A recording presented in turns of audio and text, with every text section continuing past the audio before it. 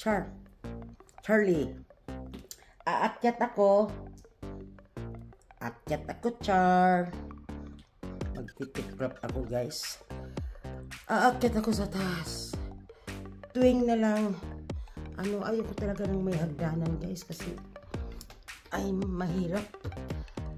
At bago kami bumili ng bahay, talagang hinahanap ko talaga na walang hagdanan at mahirap umakyat.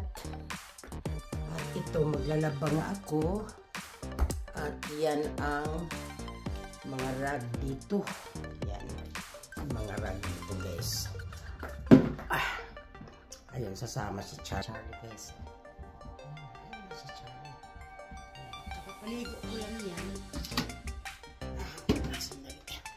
Kasi maging raw video ito, guys, kasi pag-antayin ko pa yung anak ko na mag-edit nito. Next week pa ito, imaya-maya ito. Tapos pag may nakita siyang hindi niya magustuhan, daming delete hanggang nauubos sa kadilit. Ayan yung alaga ko. Hoy, may nakita siyang hindi doon. Paborito niya yung horse, guys, kaya lang malayo doon. Dahil kung labahan, guys, ito kailangan kong tiklopin, pero pinaliguan ko pa nga si Charlie. May ipakita pala ako sa inyo, guys. Yan, papaliguan ko yun. Napaliguan ko na pala yan siya. Ito, may mga puti pa akong hindi nalabahan. Pakita ko sa inyo kayo yung misteryoso kong kapitbahay na 3 weeks na yung aircon niya naka-on. Siguro mapira yan, pero mukhang walang nakatira. Hindi rin namin alam kung may tao dyan. So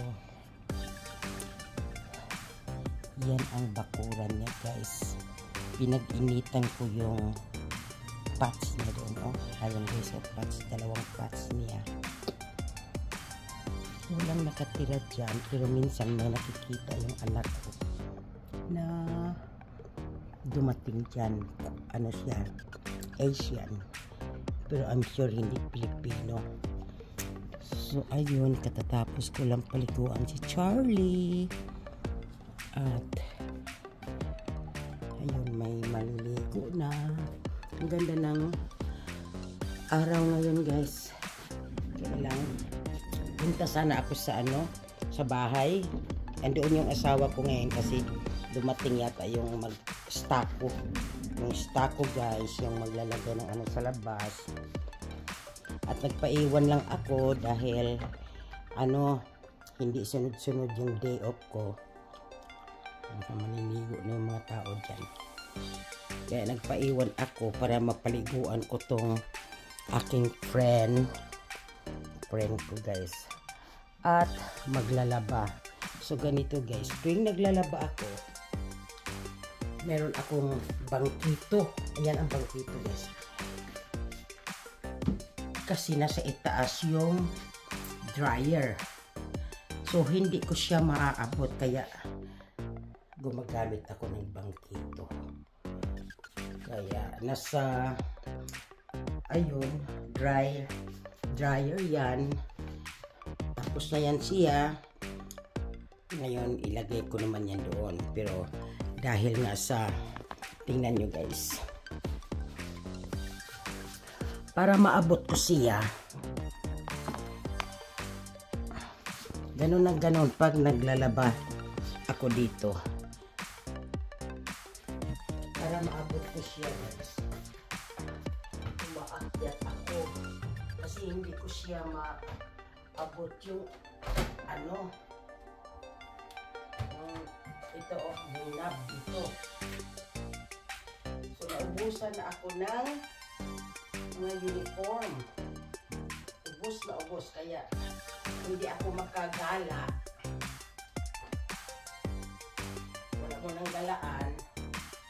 Saka na lang para makalaba ako at naubos na yung uniform ko, saka medyas, saka yung pants.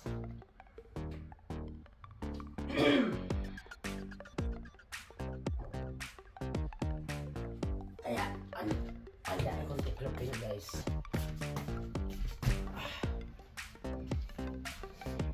So, ganun ang sistema dito guys. Ganito ang sistema dito. Tapos, yung ano naman, dito naman guys, ayun, may bangkito din ako para maabot ko pag nag-toothbrush ako. Puro ako bangkito. Right, Charlie? Para na akong si Charlie, may hagdanan siya. At talagang dahan-dahan kaming mag-asawa na bababa dito dahil parang ang tarik.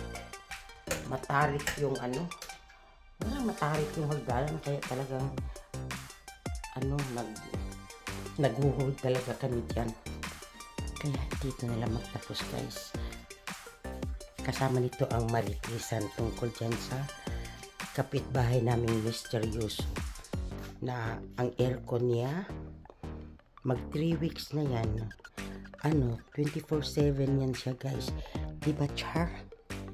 Sabihin mo Char, none of your business. May pira yan sila, diba? Pero hindi talaga normal guys na sa mga residence, sa mga ano, sa mga store siguro, sa mga mall, pero sa residence guys area, hindi normal. Kaya sabi ko nga nagbibirok ako. Baka may nangangamoy na dyan at ano, kaya kinikip nila ang aircon na naka-on. Tama na yung marites guys at ako'y anday kong ano, nauna pa yung marites ko pero napaliguan ko na si Charlie. Ito magtitiklop ako, may dalawa pa ko doon sa ano, tapos ayun, tapos pagkatapos niyan mga rag, tapusin ko talaga to sa araw na ito at dito na lang ako magtapos guys. Ika mo nga pala, tapusin natin yung ano, tapusin natin ang 8 minutes, di ba Charlie? 8 minutes natin para eksakto talaga i-ready ko na yung mga aking basahan. So ganito ang sitwasyon dito guys. Pag may trabaho talagang concentrate. Pagdating naman sa bahay may gawain pa rin walang gagawa, kami pa rin ang gagawa alam nga naman ipapagawa namin tapos kulang pa yung oras namin sa ibabayad sa oras ding maglinis, diba? Nonsense naman, diba? Okay guys, thank you for supporting. Bye-bye!